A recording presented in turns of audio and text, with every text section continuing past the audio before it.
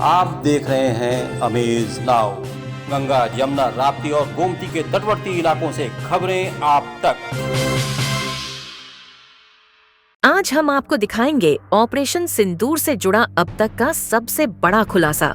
भारतीय सेना और वायुसेना ने पाकिस्तान के आतंकी नेटवर्क और हमलों पर कैसे करारा जवाब दिया, ये आप जानेंगे सीधे सेना के वरिष्ठ अधिकारियों की जुबानी। DGMO lieutenant general Rajeev Ghai ने कहा कि ऑपरेशन सिंदूर में भारत की एयर डिफेंस पूरी तरह सफल रही। पाकिस्तान के ड्रोन हमारे ग्रिड से नष्ट हो गए और उनके हमले विफल हुए। उन्होंने बॉर्डर सिक्योरिटी फोर्स की सराहना करते हुए कहा कि दुश्मन की हर नापाक हरकत का करारा जवाब मिला। जो दुर्दशा कल आपने पाकिस्तान एयरफील्ड की देखी और शायद आज भी एयर मार्शल भारती की प्रेजेंटेशन में, हमारी एयरफील्ड्स हर प्रकार से ऑपरेशनल हैं। यही नहीं, पाकिस्तान के ड्रोन्स और वेपनाइज्ड UAVs से की गई हमलावर कोशिशें भी इस ग्रिड के कारण नाकाम हुई और जो बचे कुचे ड्रोन्स थे उन्हें हमारे शोल्डर फायर्ड हथियारों से मार गिराया गया। मैं यहां पर अपनी बॉर्डर सिक्योरिटी फोर्स की भी सराहना करना चाहता हूं। उनके डायरेक्टर जनरल साहब से लेकर बॉर्डर पर तैनात BOP पर पहरा देने वाले आखिरी जवान भी हमारे इस अभियान में बढ़ चढ़कर शामिल हुए और बहुत बहादुरी से उन्होंने हमारा साथ दिया। उनके काउंटर अनार्म सिस्टम्स भी हमारे इस मल्टी टियर्ड एयर डिफेंस ग्रिड का हिस्सा थे, जिसके कारण पाकिस्तान की नापाक हरकतों का विनाश किया गया। आपने सुना ही होगा। Air marshal A.K. भारती ने कहा कि भारत की वायुसेना पूरी तरह तैयार और सक्षम है। उन्होंने रामचरितमानस की पंक्तियों के जरिए कहा कि भय बिनु होए न प्रीति, यानी जरूरत पड़ने पर सख्त जवाब जरूरी है। ऑलराइट, चूंकि आपने शुरू किया श्री रामधारी सिंह दिनकर जी की कविता से, हमारे राष्ट्र कवि रहे हैं, और क्या संदेश दिया जा रहा है, तो मैं बस आपको रामचरितमानस की एक कुछ पंक्ति याद दिलाऊंगा, आप समझ जाएंगे। तो याद कीजिए वो पंक्ति जो है, विनय न माने जलधि जड़, भय 3 दिन बीत, बोले राम सकोप तब, भय बिन होए न प्रीत। तो समझदार के लिए इशारा ही काफी। उन्होंने बताया कि चाहे तुर्की के ड्रोन हो या किसी और देश के, भारत का स्वदेशी काउंटर US सिस्टम पूरी तरह सक्षम है। भारत में धराशायी हो गया, एक मैसेज दुनिया को चला गया कि अब हाइब्रिड वॉरफेयर में इसकी औकात नहीं बची है। Okay, alright, okay, thank you. आपने क्या नाम बताया अपना और किस एजेंसी से हैं? न्यूज नेशन से। बहुत अच्छा लगा आपकी हिंदी सुनकर और हिंदी कविता सुनकर। तो मेरे कलीग ने अभी बताया, आई थिंक आई मेंशन्ड येहा to be Chinese origin. I would like to correct myself. The Yeha drones are of Turkish origin. So that comes to your question. All right, चूंकि आपने शुरू किया श्री रामधारी सिंह दिनकर जी की कविता से, हमारे राष्ट्र कवि रहे हैं, और क्या संदेश दिया जा रहा है, तो मैं बस आपको रामचरितमानस की एक कुछ पंक्ति याद दिलाऊंगा, आप समझ जाएंगे। तो याद कीजिए वो पंक्ति जो है, विनय न माने जलधि जड़, भय 3 दिन बीत, बोले राम सकोप तब, भय बिन होए न प्रीत। तो समझदार के लिए इशारा ही काफी। और जहां तक ये टर्किश ड्रोन्स का सवाल है, आपने देखा किस तरह के रेकेज यहाँ पे फोटोग्राफ्स हमने दिखाए हैं, चाहे वो टर्किश ड्रोन्स हो या और कहीं के भी ड्रोन्स हो। हमारे काउंटर US सिस्टम्स, हमारे ट्रेन्ड एयर डिफेंस ऑपरेटर्स पूरी तरह सक्षम हैं, और हमारी देश की जो इंडिजिनस कैपेबिलिटी है काउंटर US के लिए, उसने दिखा दिया है कि चाहे किसी भी तरह की टेक्नोलॉजी आ जाए, हम उसको काउंटर करने के लिए तैयार हैं। और मुझे बोलने की ज़्यादा ज़रूरत नहीं है, आपने खुद ही अपनी आंखों से देखा है हमने इनका क्या हश्र किया है। आने वाले युद्ध पहले जैसे नहीं होंगे। हर लड़ाई की रणनीति अलग होती है।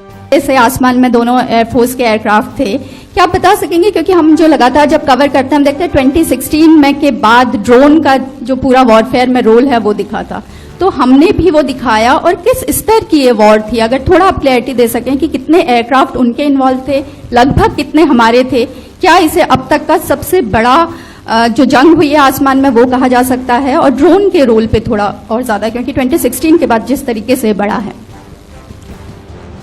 देखिए, जैसा मैंने कल कहा था कि इस लड़ाई के डिटेल्स अभी हम शेयर नहीं कर सकते हैं, क्योंकि इसमें काफी कुछ ऑपरेशनल डिटेल्स होंगे।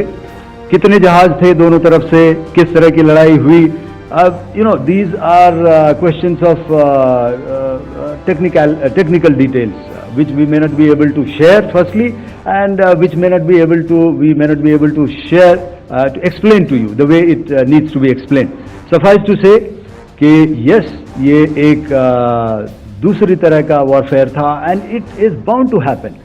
हम लोग पिछली लड़ाई, अगली जो कभी भी लड़ाई होगी, भगवान करे ना हो, लेकिन अभी यदि हुई तो ये पिछली लड़ाई की तरह नहीं होगी। हर एक लड़ाई जो है अलग तरीके से लड़ी जाती है, और टेक्नोलॉजिकल एडवांसमेंट्स हो रहे हैं। हम भी उस एडवांसमेंट्स के हिस्सा हैं, हमारे एडवर्सरीज भी हिस्सा हैं। So it is a cat and mouse game, and you have to be ahead of the curve to beat your adversary. So that is what is going to happen. So if you ask, was this different? Was this engagement different? Definitely it was different. And a lot of new aspects have come out, but we were prepared for it, we were trained for it, and we were equipped for it. That is only aspect that I can share with you at this time. उन्होंने स्पष्ट किया कि सभी सैन्य अड्डे और system पूरी तरह ऑपरेशनल हैं और हर मिशन के लिए तैयार हैं। और अंत में यह मैं स्पष्ट शब्दों में कह देना चाहता हूं कि हमारी सभी मिलिट्री बेसिस और सारे इक्विपमेंट और सिस्टम्स ऑपरेशनल हैं और जरूरत पड़ने पर अपने अगले मिशन के लिए तैयार हैं और तत्पर भी हैं। जनरल घई ने बताया कि ऑपरेशन सिंदूर की योजना आतंकी गतिविधियों के बदलते स्वरूप को देखते हुए बनाई गई थी। 9 से 10 मई को पाकिस्तान के हमले का जवाब सटीक एयर डिफेंस से दिया गया। मैं इस युद्ध के अहम एस्पेक्ट के बारे में आपको थोड़ा और पर्सपेक्टिव देना चाहता हूं। हमें एयर डिफेंस, ऑपरेशन सिंदूर के एयर डिफेंस की कार्रवाई को एक कॉन्टेक्स्ट में समझने की आवश्यकता है। मैंने आपको कल बताया था कि पिछले कुछ सालों में आतंक की गतिविधियों का कैरेक्टर जो है उसमें कुछ बदलाव आ रहा था। अब हमारी मिलिट्री के साथ साथ मासूम सिविलियंस जो कि अपना बचाव करने में विफल थे, उन पर भी हमले हो रहे थे।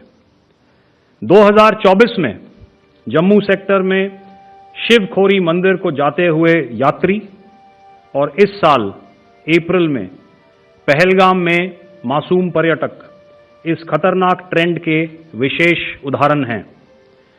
पहलगाम तक पाप का ये घड़ा भर चुका था। उसके बाद जो हुआ उसके बारे में हम कल विस्तार में बातचीत कर चुके हैं। क्योंकि आतंकियों पर हमारे सटीक हमले लाइन ऑफ कंट्रोल और इंटरनेशनल बाउंड्री को पार करे बिना किए गए थे, हमें पूरा अंदेशा था कि पाकिस्तान का वार भी बॉर्डर के उस पार से ही होगा। इसलिए हमने अपनी एयर डिफेंस की पूरी तैयारी पहले से ही कर ली थी। हमारी इन्वेंट्री में शामिल counter manned aerial systems, electronic warfare के साधन और एयर डिफेंस वेपन्स का इंडियन एयरफोर्स के इसी प्रकार के सिस्टम्स के साथ एक अनोखा मिश्रण किया गया। इसलिए आपने देखा कि जब जब पाकिस्तान एयरफोर्स ने हमारे एयरफील्ड्स और लॉजिस्टिक इंस्टॉलेशंस में 9 और 10 मई की रात को लगातार हमले किए, वो इस मजबूत एयर डिफेंस ग्रिड के सामने विफल हो गए। आपके सामने इस ग्रिड को एक तरीके से दर्शाया गया है। आप देख रहे हैं कि इंटरनेशनल बाउंड्री से कितनी layers, radars, counter unmanned aerial systems, उसके पीछे शोल्डर फायर्ड वेपन्स, हमारे विंटेज एयर डिफेंस वेपन्स जो कि काफ़ी सालों से हमारी सेना में हैं। एयर मार्शल भारती ने भी उसके बारे में बात करी। और लास्ट में हमारे मॉडर्न एयर डिफेंस वेपन्स। भारतीय वायुसेना ने 7 मई को केवल आतंकी ठिकानों को निशाना बनाया था, पर अफसोस पाक सेना ने आतंकियों का साथ दिया, जिससे यह लड़ाई व्यापक बन गई। जवाबी कार्रवाई जरूरी थी और जो नुकसान हुआ उसकी जिम्मेदारी पाकिस्तान की है। Yesterday, I had already shared some details about the targets engaged by the Indian Air Force. The composite picture of the Indian Air Force targeting so far is now shown on the screen. As you can see, we have targeted the length and breadth of the adversary. I'm sure most of you would have already seen the effect of these strikes on ground, courtesy the large number of videos and photographs being circulated in the media. A few representative examples from the open source are now being shown to you on the screen. In fact, 2 of them. This is a strike on the Noor Khan Air Base. And you can see the effect. I'm sure most of you have seen the video. I have also picked it up from your sources only. And this is the aftermath of our strike at Raimiar Khan Air Base. You can see the massive crater that it has left on its runway. दोस्तों, हमारी लड़ाई आतंकवाद और आतंकवादियों के खिलाफ थी। इसलिए 7 मई को हमने केवल आतंकवादी ठिकानों पर ही हमला किया था। पर अफसोस इस बात का है कि पाकिस्तानी सेना ने आतंकवादियों का साथ देना उचित समझा और इस लड़ाई को अपनी लड़ाई बना ली। इस परिस्थिति में हमारी जवाबी कार्यवाही अत्यंत आवश्यक थी और इसमें उनका जो भी नुकसान हुआ वे खुद इसके लिए जिम्मेदार हैं। हमारी तरफ से हमारी एयर डिफेंस सिस्टम्स देश के लिए दीवार की तरह खड़ी थी और इसको भेदना दुश्मन के लिए। तो ये था ऑपरेशन सिंदूर का पूरा सच, जहां भारत ने न सिर्फ अपनी सीमाओं की सुरक्षा की, बल्कि आतंकी साजिशों को भी मुंह तोड़ जवाब दिया। हमारी सेनाएं पूरी तरह सतर्क, सक्षम और हर चुनौती से निपटने को तैयार हैं।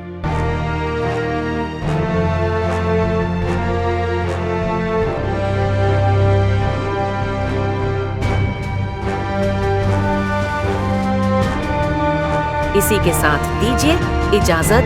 नमस्कार।